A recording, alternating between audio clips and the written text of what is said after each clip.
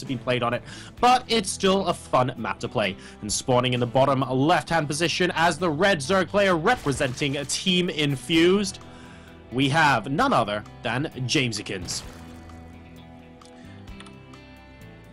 It appears, according to him, he can't beat Terrans or Protosses, but that's going to be very little consolation to his opponent who spawns as the blue Zerg player in the top right-hand corner. It looks like that logo next to his hatchery is that from one of the Terminator movies. I forget exactly which one. Representing Roar Gaming, we have Phamut. That is indeed a lovely decal. That is really swish looking. That's scary, man. I'd be terrified. I'd just be like, GG. You've got a Terminator on your team. Can't beat that.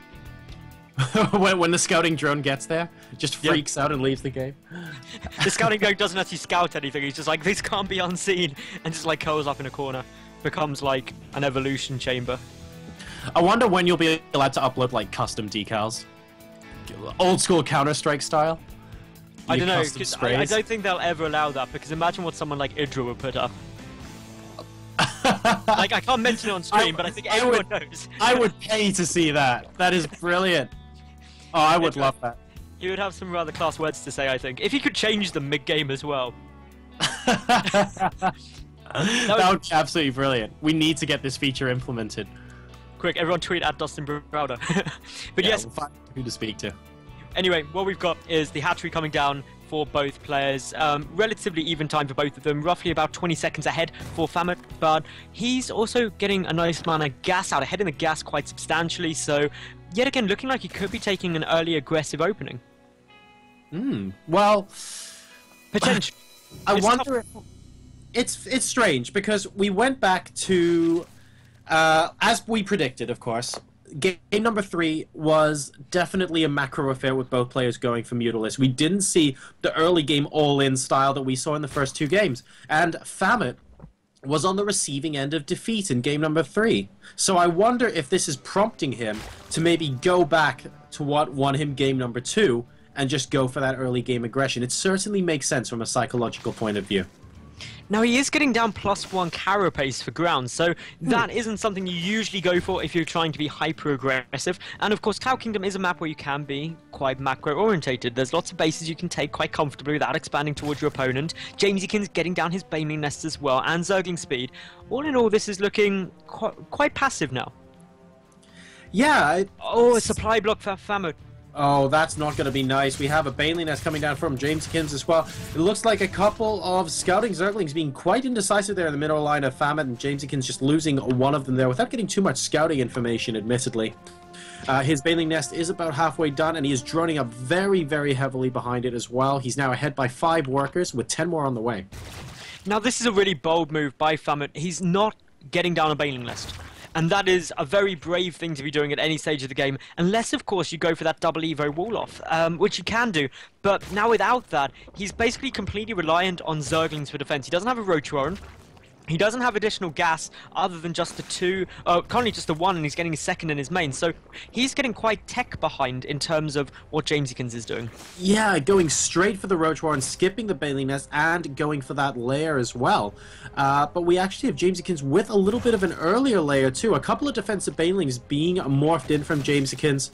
And given how he did in that last game, I wouldn't be surprised if this lair was very simply for more Mutalisks. Yeah, Mutalisks are pretty much the standard play at the moment. We've got 2 Spine Crawlers coming out for Jamesykins, and he's just finishing up his Roach Run. He's got 10 Zerglings in production. This would also sync up with the Carapace if he's going for some kind of big Roach Ling push. Both benefit from the upgrade. It would be a very powerful timing push, especially since Jamesykins is going for that quick rush up into Mutas. Yeah, it looks like he's actually getting a Roach Warren behind this as well. So, interesting order there, just wanting to get that very, very quick layer up so that he had options. A couple of Lings going to try and go for a bit of skirmish outside the natural expansion here. Spots the Roach Warren, but really hasn't seen much else other than gases being mined in the main as it currently stands. So we'll wait and see what his plan is, but Jamesykins at the moment showing no signs of wanting to get that Spire just yet. No, that Spire will have to come down at some point. There's only a couple of other things you can do, but he's going for some roaches. Yeah, and he was up to 600 gas. So I don't I think he might actually be trying to go Roach Bane here, man. Well, he's got to do something because ultimately he scouted that Phamut potentially is coming for a lot of aggression, so he doesn't want to leave himself open like he did in Game 2. So this is obviously going to be something that could potentially be a big hit, but with so much gas, you've got to spend that somewhere, and indeed, Roach Bane would be one way to get rid of that. And I guess here's the danger now. I mean, Jamesykins has a lot of gas built up. He may be thinking that he wants to get the spy. Okay, and there we go. What I was about to say was that you need to possibly time out when you want to get that spire, because if you know your opponent is just coming in 30 seconds with a massive all-in, you would have actually wanted some of those resources to be plonked into more defensive units. But Jamesykins is feeling safe enough with the Roaches, Banes, and Spine Crawlers at the front now that he is okay with getting the spire, and Phamut, in response, showing some units to Jamesykins, so making him nervous still, but not showing him enough for him to think it's some sort of all-in. He's actually just taking his third base behind this. And this is what you can do. It's what speedlings allow you to achieve. That if you're pushing forward, if you're taking that map dominance, you can expand behind it. It's really a fundamental of StarCraft that everyone should be applying. And now with a +1 missile attack, I'm interested to see whether Phamut decides to start pushing out, because this is where he's got a good upgrade advantage, and he knows that yet again he's got no anti-air, so Mutalisks are going to absolutely destroy him. Yeah, that's a great point, and I think maybe if he... Because I would like to point out here that Phamut isn't going for his own spire. So he really wants to, once again, hit that timing that we saw earlier in this series, where he's able to get a lot of damage done before Mutalisks actually pop. We see Phamut going around the north side of the map, actually avoiding all of the Overlords there, and he is going to hit with relative surprise. Here we go into the natural. A lot of Roaches and a bunch of Banelings as well. Good hit by that one Baneling at the natural, killing off almost all of those Lings. Of course, only taking them down to very, very low hit points because he has that +1 Carapace, but effectively killing them off. And now Phamut is going to stream in with a lot of Roaches, but here come the Mutalisks. Phamut does have the Hydrogen just finishing behind this, so he can defend as long as he deals a good amount of damage to the worker line, and that is precisely what he's achieving right here. Some Roaches streaming directly into the main base, and Phamut needs to do a lot of damage right now in order to win this game. Yeah, he does. He needs to try and pick off those drones at the third base. He's managing to do that quite well, actually. There's a decent number going down, 13 and counting at the moment. A couple more Roaches still wreaking havoc in the main base mineral line. These Mutas appear to be stretched. A lot of multitasking going on. More Link streaming in the natural expansion. Jamesykins is being a little bit overrun here, despite the Roaches being chased away by the Mutas. They are constantly trying to pick off these drones, and the number of workers killed now stands at 30. Jamesykins in a lot of trouble.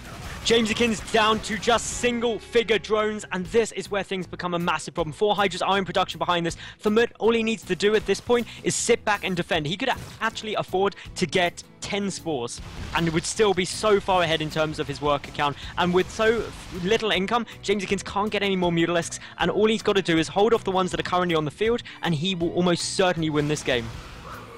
Yeah, I think Jamesykins is going to try and come in and do a lot of damage with these Mutas, but the amount he'd have to do to make it worth it is really quite substantial at the moment. A lot of Lings. We have Hydras coming out here from Phamut as well. And these ones at the third base are actually going to get cleaned up. He needs to get some more spores down. He needs to get those Hydras bunched up. And most importantly, Maddles, some of those Lings he had, he needs to send them for a counterattack, and he needs to do that very quickly. He does to achieve all of those things. The Hydras grouping up, in my opinion, is the most important, and I like the move by Phamut, delaying, just abandoning his third, making sure that basically Jamesykins' Mutas are keeping all of their attention there so he can get out more Hydras. He needs a good clump of Hydralists. Jamesykins is already back up to 23 Harvesters, and he does now have 3 hatcheries that he can produce off of, but he's got to drone and nothing but drone for the foreseeable future. Yeah, that's right. He needs to really get back in this game economically. And those are the Lings we were talking about. Phamut sending a bunch across the top of the map, but Jamesykins smells a rat and decides to move back out with his Mutalisks. He will be at home to defend this. Now, the Muta count currently sitting at 14. That's enough to be quite a threat with, to be fair. But the Hydra count is starting to rise. Another 8 on the way to join the 8 already out. That'll bring us to 16, which, if they engage head-on against only 14 Mutalisks, that will win the fight. But Mutalisks are very agile. They can attack everywhere at once, and it's just really worth noting that Jamesykins does still have 3 hatcheries. He has an additional 33% production. Yeah, that's a great point. He needs to try and use that production to see if he can close this out here and win this series 3-1. He's actually back up to 35 workers against the 37 of Phamut, and that's actually becoming... It's starting to be quite significant as we have some Lings moving in here towards the third base, picking off a couple of drones. Phamut will be happy that he saw that, because even though his opponent has the third base and he doesn't, that third base is not mining as it currently stands. It's not mining. The production is still coming out, though, and that's ultimately what's going to really help Jamesykins and what's helped him get up so many workers. He's already, as you said, only about 5 behind. So this is really bold, but some Lings are attacking. The Hydra's coming in as well, and Phamut doing the right thing, being aggressive because he knows there's not that many mutas, and the only way he can ensure that they engage head-on is if he is the one being forced to defend. So this is a good little move here by Phamut, but Jamesykins, he's got a lot of Banelings. The Hydras need to be careful and need to not get taken out by those. Yep, there's Banelings coming in. Not the most costly. Oh, very nice splitting of the Hydras until the last second where he manages to get 4 or 5 of them. And that could actually be big here because the Mutalisk numbers are quite large. Phamut's going to try and run, but I think these Hydras have overextended just a little bit there after those 4 or 5 getting lost to the Banelings. And Jamesykins, as a result, is going to push Phamut all the way back. He will, and I think Phamut is now in a serious amount of trouble because he has only, well, he's about to have 12 Hydralisks on the field, but these mutas have just been so effective. They can make sure that Phamut does not take his third hatchery, and as such, Jamesykins, well, he's really looking to have stabilized in this game. Yeah, I don't think Phamut should feel too disheartened just yet, though. He did manage to kill off the third from Jamesykins. Both players are on an equal number of bases. We have 39 to 33 workers in favor of Phamut at the moment. He just needs to find a way to deal with those Mutalisks, and he's going for a Hydra at the moment. Now, obviously, Muta versus Muta is the norm in ZVZ because most players find it necessary to use it against the mobility of those Mutalisks, and this is exactly what we're finding now. Yes, the Hydralisks are a good unit to use, but when you're getting to this many Mutas, it makes it very, very difficult. Ultimately, the Mutas can set off a volley, kill 1, 2, maybe even 3 Hydras, pull back, and as long as the Mutas don't die, just as we're seeing now, it means that they go back out of combat and regenerate up their health incredibly quickly. 2 minutes in-game is all it takes for a Mutalist to go from basically 1 to full health. Yeah, that regeneration rate in Heart of the Swarm really helping them out here. I mean, Hydralisks have been buffed a lot too, don't get me wrong, and I think in a head-to-head engagement with that many Hydralisks out on the field from Phamut now, he has... Let's take a quick look here. He has got 19 Hydras versus 20 Mutalisks, so in a head-to-head, I fancy those Hydras pretty well, especially if they're a Queen or 2 and a Spore Crawler near where they are. His main problem is that Jamesykins can dart in and out between the natural and the main as often as he wants, denying Phamut the chance to move out across the map. You're entirely correct. If you are playing mutas, you've got to be playing that darting, harassment style. You don't really want to take head-on engagements unless you're very confident you're going to come out on top. And to be honest, I'd have to agree with you. I think those currently, the Hydralisks, would probably win the engagement just in a straight head-to-head, especially with the upgrade advantage of 2-1 against no air upgrades. So that is a big thing, but Jamesykins, as we're seeing, just constantly being very proactive with those mutas, poking, flying around, making sure that he denies the third base while taking his own behind this. Now, one thing I do have to say here from Jamesykins is that even though he's poking around and making the Hydras reposition themselves, they haven't actually done any damage in the last minute or two. And that's actually given Phamut the breathing space he's needed to go ahead and grab that infestation pit. Pathogen gland's halfway done now as well. And that means that Jamesykins will have to face infestors with these Hydralisks significantly sooner than he otherwise would have expected. And he hasn't really done that much more damage since that initial volley. No, he hasn't. Now, Phamut also going for Infestors now. And I think Infestors, if he can get a good fungal growth off, which, as we were talking about earlier, is a skill shot now, it would be disastrous for Jamesykins. But you have to hit it, and you have to get a good number of the mutas to make it worthwhile. That's right. And the mutas, of course, no obstacles in the air for them to prevent them clamping up. So there's a high potential for Chain Fungal to really get in their way here. But they do have a high regeneration rate, so a single fungal isn't going to do very much. You really need to connect them together to make them worthwhile against these mutas. Well, the fungal growth will inevitably be the deciding factor of this game, most probably now. Phamut is mined out in his main base, so he's back to just one mining base. Meanwhile, Jamesykins does have his third down. He's taking the 5th and 6th gas. He is producing the researching +1 ground carapace, has +1 flyer carapace already finished. So this is going to be one big engagement. Oh, and here we go. Are we going to get a fungal off in time?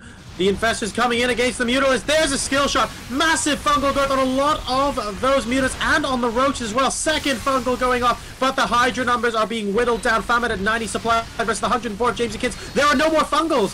3 or 4 more would have destroyed all of those Mutalisks, but the energy is gone. The mutants are now slowly regenerating health as well, and Phamut is looking like he's in a very dire position here.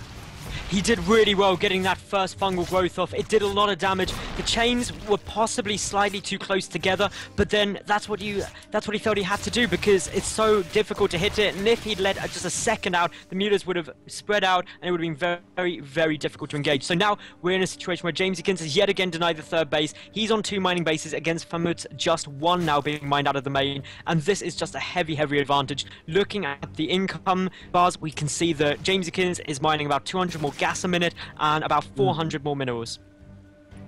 A very difficult position for Phamut to be in, and possibly also a good indicator of why we often see a lot of Muta versus Muta in this matchup.